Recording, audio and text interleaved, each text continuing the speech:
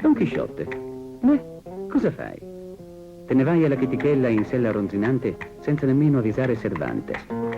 Esci in costume dal volume del tuo mondo polveroso incantato, popolato di mostri ed eroi, per venire tra noi.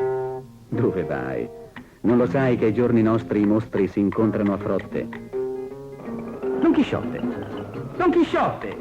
Don Chisciotte!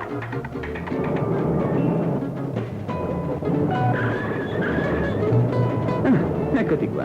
Beh, che te ne pare della città? No, non aver paura. Anche se la tua armatura può stupire qualcuno, ognuno dei tipi originali, per strada o sui giornali, ne vede ogni giorno. Che traffico intorno, eh? Che movimento, che giganti di cemento, che mostri d'acciaio, che vespaio fra noi. E pensare che ai tempi tuoi un mulino ti sembrava un titano.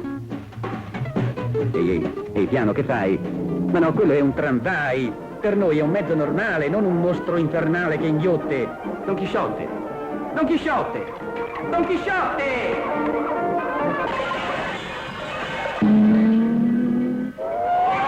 Hai visto? No, ascolta un consiglio da amico. Rientra nell'antico mondo incantato del tuo celebrato volume. Non si può girare in costume oggigiorno e soprattutto non si può andare attorno su un ronzinante. Oggi ci vuole un mezzo sicuro, con un motore scattante dalla ripresa eccezionale, reso tale da un carburante superiore. Super Corte Maggiore.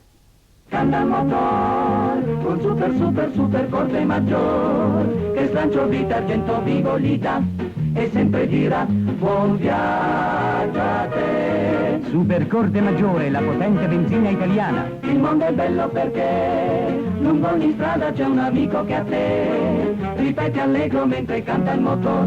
Buon viaggio ancora, canta il motor. Super Corte Maggiore, la potente benzina italiana.